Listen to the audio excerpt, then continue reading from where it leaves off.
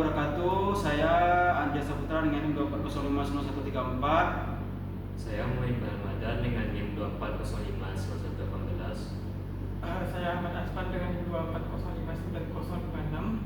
Baiklah, pada hari ini kami akan mempresentasikan tugas proyek kami tentang psikoedukasi dan resiliensi, membangun resiliensi akademik mahasiswa dalam menghadapi tantangan perkuliahan. Baiklah, yang pertama yang akan menjelaskan itu saya.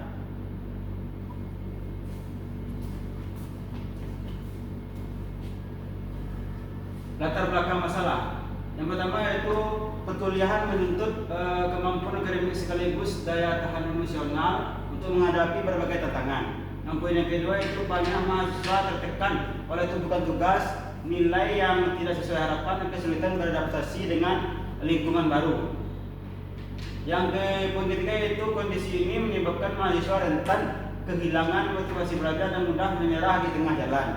Yang keempat yaitu resiliensi akademik sangat krusial agar mahasiswa mampu bangkit, beradaptasi dan merespon kegagalan secara konstruktif. Selanjutnya, sasaran psikoedukasi. Yang pertama yaitu mahasiswa. Difokuskan kepada mahasiswa perguruan tinggi dalam rentang usia perkembangan 18 hingga 24 tahun. Dan psikoedukasi ini ditujukan untuk mahasiswa aktif ya, bukan mahasiswa pasif. Poin yang kedua itu semester aktif. Ditujukan secara khusus untuk mahasiswa aktif yang saat ini menempuh pendidikan pada semester 1 hingga 8. Ini untuk mahasiswa khusus semester S1 dan D3 juga menyesuaikan yaitu dari semester 1 hingga semester 6. Yang ketiga itu kelompok kecil, menerapkan pendekatan diskusi kelompok kecil yang idealnya terdiri dari 5 hingga maksimal 10 orang peserta. Selanjutnya, definisi resiliensi. Apa itu resiliensi? Resiliensi adalah kemampuan individu untuk beradaptasi secara positif ketika menghadapi kesulitan, tekanan ataupun kegagalan dalam kehidupannya. Itu menurut Revitz dan Sater tahun 2002. Aspek-aspek resiliensi apa saja? Yang pertama itu aspek kapasitas internal. Selanjutnya kita serahkan kepada Iqbal.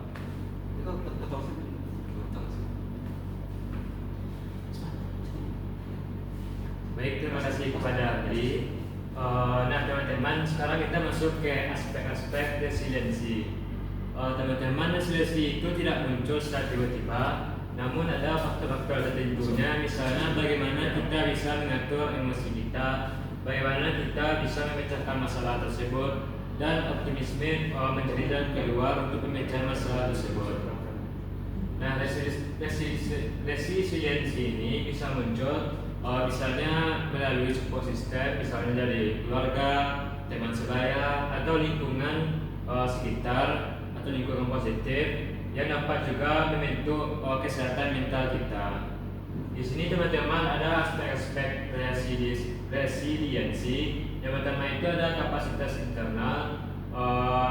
Yang pertama regulasi emosi, bagaimana kita mengelola emosi kita secara efektif ketika menghadapi masalah. Kita lebih tahu bagaimana caranya mengontrol emosi agar emosi tersebut tidak meledak. Kemudian yang kedua itu pengendalian impuls, yaitu mengendalikan dorongan yang merugikan diri sendiri. Contohnya seperti kita harus menahan diri agar tidak emosi kita harus stabil. Kemudian yang ketiga itu ada optimisme, yaitu keyakinan bahwa masa depan akan lebih baik. Kemudian ada faktor orientasi eksternal atau faktor dari luar diri kita. Kita harus tahu terlebih dahulu penyebabnya itu apa. Misalnya mengidentifikasi akar masalah secara objektif dan rasional, kemudian mengambil peluang berharga dan berani belajar dari pengalaman sulit. Materi sebenarnya itu dampak positif resiliensi. Faktor pembentuknya itu sangat dipengaruhi oleh lingkungan keluarga dan teman sebaya. Selain itu, rasa percaya diri, keterampilan memecahkan masalah, dan lingkungan sosial yang suportif juga meningkatkan atau membentuk resiliensi ini. Kemudian manfaat utamanya dari segi akademik, resiliensi ini bermanfaat untuk meningkatkan motivasi belajar, mempercepat kemampuan adaptasi, dan menumbuhkan sikap pantang menyerah demi mencapai tujuan akademik. Kemudian strategi meningkatkan resiliensi akan dijelaskan kepada Aswan. Dipersilakan.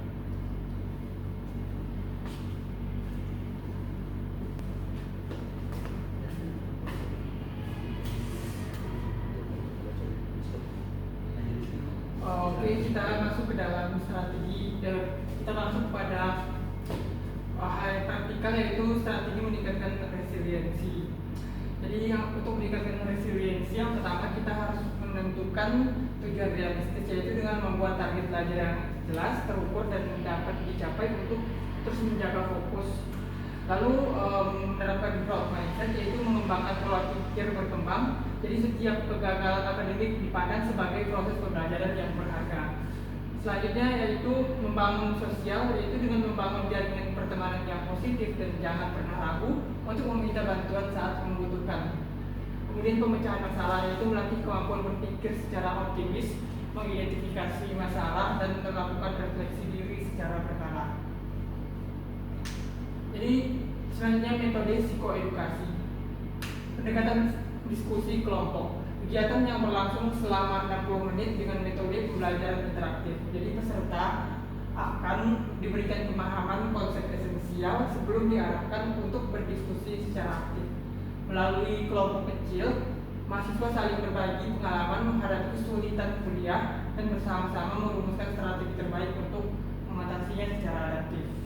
Bang, perkenalkan nama saya Andri, Bang. Ini rekan saya Iqbal. Sebelum itu boleh kami mengenalkan diri, Bang?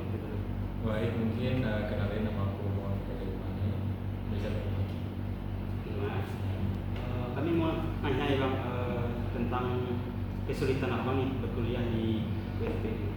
Kesulitan ya, mungkin kalau kesulitan itu mungkin banyak tugas yang emang dalam itu mepet, jadi kayak emang harus gercep sih ngerjainnya. Kayak gitu sih. Tugas gimana? Di luar perkuliahan apa kan tidak ikut organisasi atau Ada.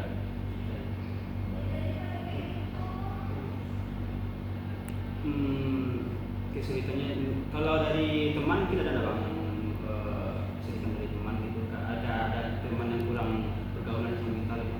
Kalau di semester sekarang ada sih kesulitan ya, emang untuk mengenal orang lebih dekat lagi, karena emang teman-temanku tuh kayak beda kelas, jadi kayak sekarang tuh lebih mendekatkan diri pada teman-teman.